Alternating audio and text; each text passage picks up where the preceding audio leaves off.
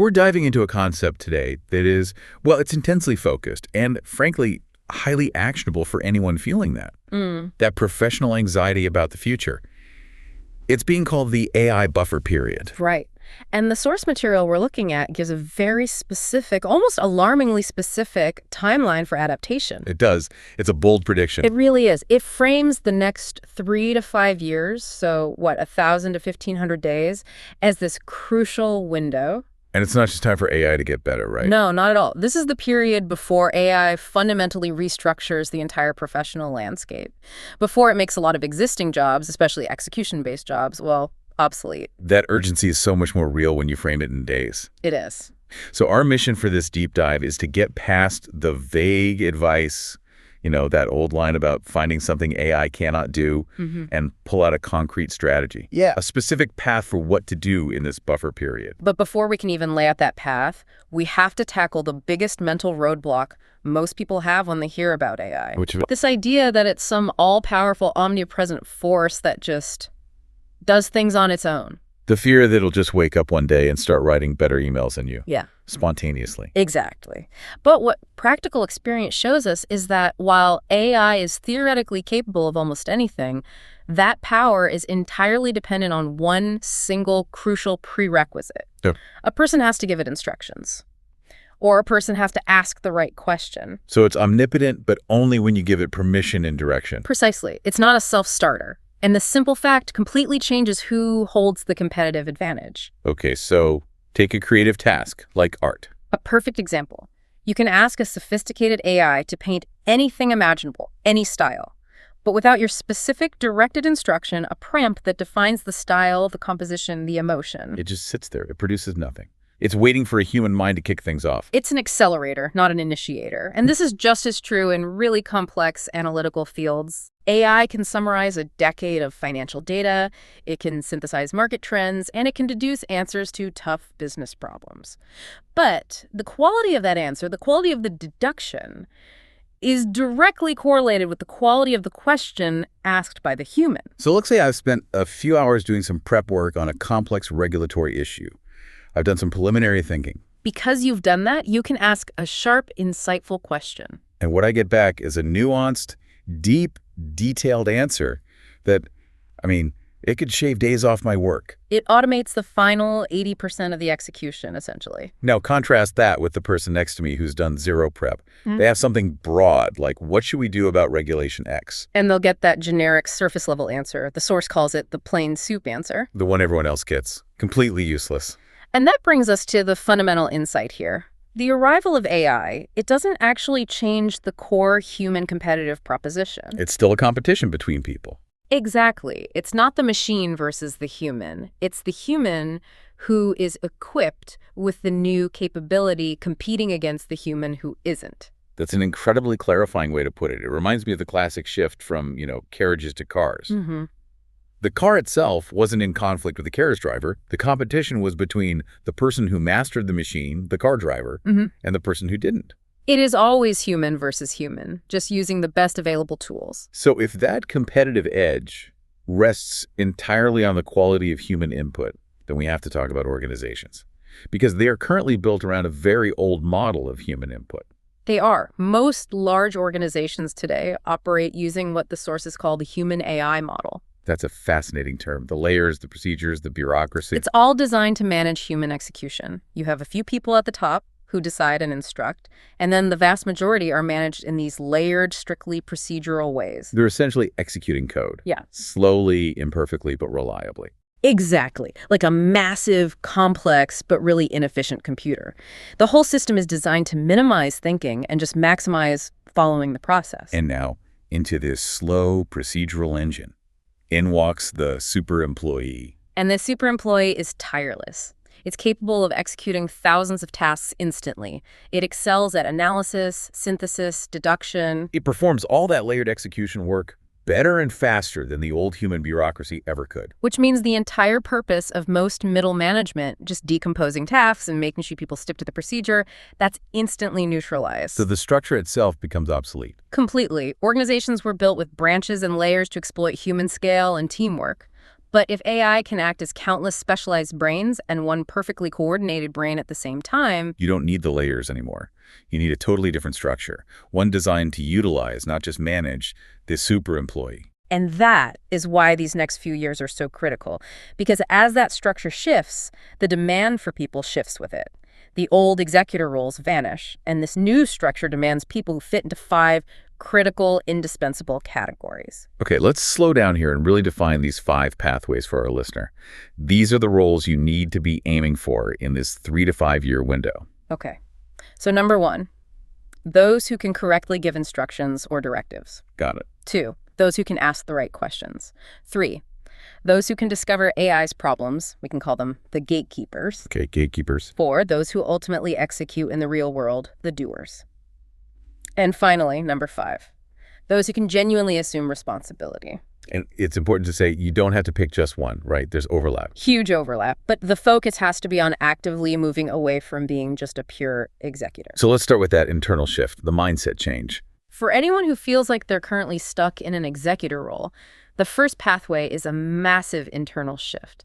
You have to move from being satisfied with the process to being decision-oriented. So you stop being content with just following procedures. And you actively train yourself to ask, why should this be done? What is the actual goal here? And how would this be done differently, better? And this means we have to completely change how we think about learning. Because traditional learning, just memorizing facts, terms, knowledge points, that's exactly what AI is best at. Absolutely. If your main professional value is memorization, you are already vulnerable. So what does true learning look like in this buffer period? It's totally different. You're training yourself to see the full panorama of things, how systems connect. You need to study the operating laws and principles, the mechanics of how things actually happen and run. And you're focusing on how to solve specific problems, not just hoarding facts. Exactly.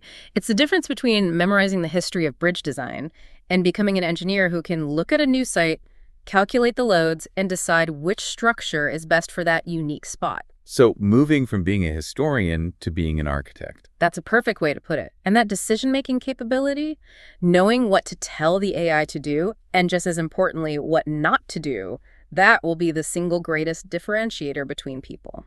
But if that internal transformation feels, a bit overwhelming to achieve in just 3 years, there's an easier, more immediately applicable path. pathway number 2. Mastering the question. And it's something you can practice today, right now. That's true.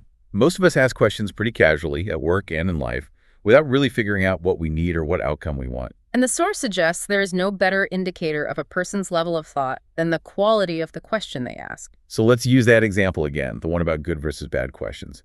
If I just ask an AI, write a marketing plan for me, that's the casual question. And you'll get a bland, mediocre template back. If I spend time up front to figure out my true need, I can ask something much more focused. Like, I need a marketing plan for a niche B2B software startup. We're targeting compliance officers in the manufacturing sector. The tone has to be authoritative, but approachable, framed as a 5-part white paper series. Outline that series and suggest 3 unique distribution channels that are not LinkedIn. see, the amount of value you get from that focused question is 10 times higher. And I didn't need to learn to code. I just needed to learn to think about my own need first. Precisely. If you can't master the operation of the whole system, just master the input. That skill alone will make you indispensable in the AI era. Okay, so moving past giving instructions, we get into these critical roles that are focused on quality and reality. Which brings us to pathway number 3, the gatekeeper. Right, because even with perfect focused input, AI is prone to hallucinations. It fabricates facts, legal cases, data. It's just a byproduct of how current models are designed. And these are not harmless mistakes. If an AI hallucinates a regulatory requirement in a financial report, That could be a multi-million-dollar mistake. So society and companies will desperately need professionals who can spot AI's nonsense, its mistakes, its compliance gaps. this is where that deep veteran domain expertise becomes totally irreplaceable. It's not about new tech skills. It's about professional experience, patience, and just alertness. It's the person reading the AI-generated legal summary and immediately saying, wait a minute, That case number doesn't exist, and the outcome you're describing is impossible under current law. Exactly. They know their field so deeply that the second an AI starts talking nonsense, their internal alarm bells just go off. It's that old saying. My admiration for his expertise lasted until he started talking about my professional domain. Then it completely collapsed. The gatekeeper is there to prevent that collapse from becoming a massive corporate liability. Absolutely essential. Okay, so pathway number 4, the real-world doer. Yes. For all the brilliant analysis and decisions happening on screens, every single one of them has to eventually translate into physical action. And this is a role that's frankly been hugely undervalued in the current white-collar world. We got so focused on maximizing desk productivity that we kind of forgot that the physical world still exists. If an AI determines the optimal placement for 500 server racks, Someone still has to find those racks, move them safely, and install them correctly. right. And we are still a long way from full robotic replacement that can handle the dynamic complexity of the real world, especially in, older buildings or messy environments. So the need for physical on-site expertise, the people who actually implement the brilliant AI strategy, is gaining huge value. Immense value. Historically, organizations have had way too many layers of management and desk workers, and far too few people willing to actually, get their hands dirty. And as AI shifts that ratio of analysis to execution, the execution part becomes more critical. Much harder to hire for. Which leaves us with the final and maybe the most complex, most human role of the future. Pathway number 5, the person who takes responsibility. This is the critical vacuum AI creates, isn't it? It is. As AI performs more powerful work and makes more high-stakes decisions, from medical diagnostics to logistics, routing responsibility risks becoming completely detached. The default human reaction is always going to be, it was the model's fault or the algorithm's. Not programmer's fault. But an AI is not a living subject. It can't be held legally or morally accountable. Only a human can truly understand the context of a human failure or a human consequence. Precisely. How humans assume and handle responsibility in the AI age is going to become a defining professional skill. If an AI traffic system causes a huge pileup, a human has to step forward to take the financial, legal, and social accountability. And then fix the system. It demands emotional intelligence, political skill, moral clarity, things far beyond what AI can do. It's a vital new layer of professional expertise. It really is. And to really let these 5 pathways sink in, the source material offers this powerful reflection. Okay. It asks you to think about how you would prepare the next generation children who are truly AI native for this world we're describing. That's a great acid test. When you think about it for a child, you remove your own biases, your own professional inertia. Your own vanity. It forces you to answer the ultimate question. Just like people question learning arithmetic after calculators, should kids still memorize knowledge now? What should learning or capability even mean for them? You're forced to figure out what's truly valuable and what's genuinely replacement-proof. And the solutions you come up with for that child? Focusing on asking questions, on principles, on seeing the big picture, on accountability. They apply directly to your own need to adapt. Right. If you're struggling to decide which pathway is for you, just think about which one you'd tell a brilliant 15-year-old to start learning right now. That answer is probably your own best path. The goal of this 3 to 5 year window isn't some massive sudden change then. No, it's focused self-training to shift your personal value toward one of these indispensable roles. And the true insight, the big conclusion from the source analysis, is that we've been fundamentally mislabeling this period all along. There is no external AI buffer period. The technology is here, and it is moving incredibly fast. There's only a psychological buffer period for each individual. For each of us to accept this new reality and actively adjust our path, the world isn't waiting for the tech to mature. We are waiting for ourselves to adjust our perspective and our skills. So here's the provocative thought for you to take away from this. Regardless of whether you agree with the 1,000-day timeline or these specific 5 roles we've discussed, just by focusing your energy and time on thinking about how to prepare for yourself or for the next generation, you have already activated your personal self-adaptation program. Everyone will enter this new era. The only variable is whether they do it actively and thoughtfully or passively and superficially. So what choice are you making right now, in the middle of your psychological buffer?